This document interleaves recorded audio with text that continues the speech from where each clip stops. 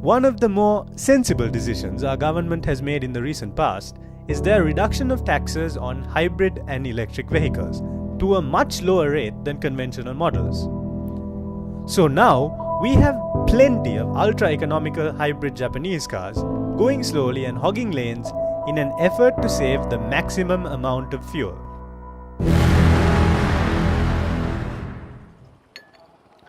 But that's only half the story. Since hybrids are the in thing for most major manufacturers, even those car makers that don't exactly build economy cars have a hybrid model in their lineup. And thanks to our tax structure, the hybrids often end up being considerably more accessible than their petrol-powered counterparts. Which is exactly why today we're checking out the e-hybrid model of the Porsche Panamera. Completely revised for 2014 from the previous hybrid, it includes the ability to be plugged in for charging and the ability to drive for up to 30 kilometers on electric power alone. It is the greenest Porsche ever built and a rolling testament to the engineering abilities of the boys from Stuttgart. Have they finally made a Panamera that makes sense? Only one way to find out. The entire Panamera lineup was facelifted in 2013 with new front and rear bumpers, slightly different lights and many other small changes. The styling tweaks have improved the looks, but this is still a car that is striking rather than beautiful. The e-hybrid model replaces the previous Panamera hybrid in the lineup and brings many changes that are aimed towards making the car greener than ever while still keeping to Porsche's performance image. The batteries have been changed to lithium-ion technology and have 5 times the capacity of the old cars, while the electric motor has been beefed up to 94 horsepower from the previous 46. Working together, the electric systems can drive the car by themselves without the petrol engine for up to 30 kilometers and get this, up to 130 kilometers an hour on electricity alone. And like a true electric car, you can plug it in to charge the batteries. That really is very clever. You switch modes using these little buttons here. They give you a choice of hybrid, which is default, e-charge, e-power and sport. E-power mode is pure electric as long as the battery lasts. And it even adds an artificial step to the throttle to ensure that you drive as light-footedly as possible to get the maximum amount of kilometers out of your electrons. It's really quite an interesting experience being in a huge luxury car like this, coasting along the road without a petrol engine working.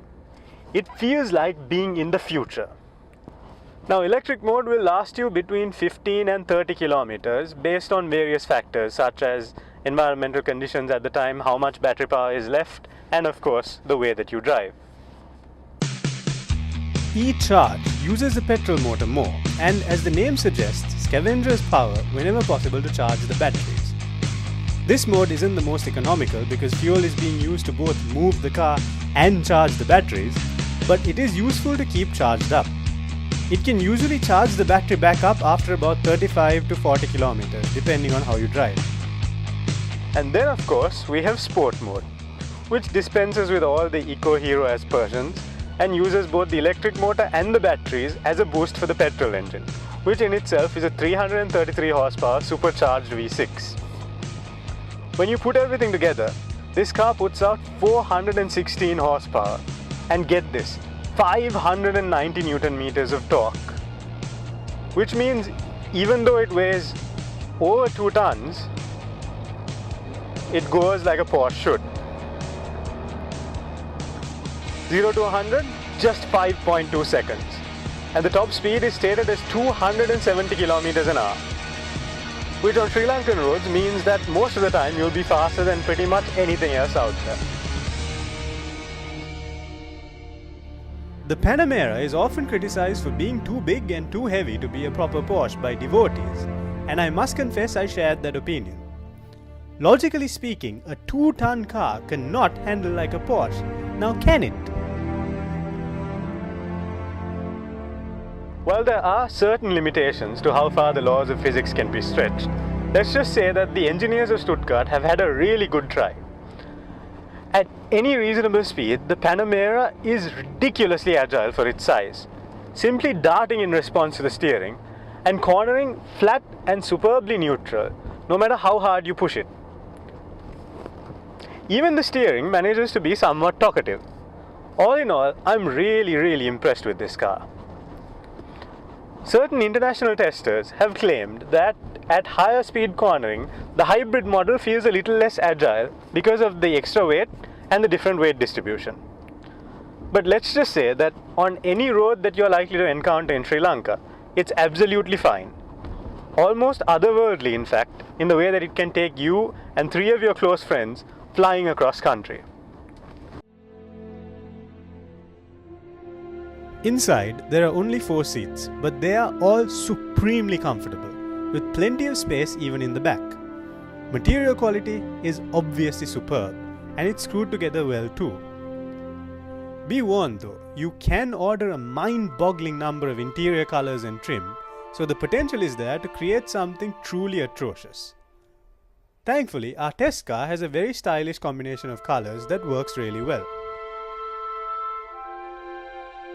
So in conclusion, is the e-hybrid finally the Panamera that makes sense?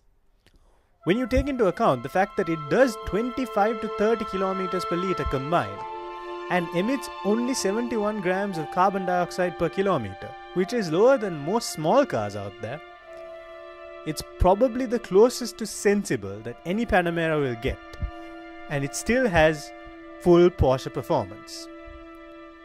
So for that, it deserves respect.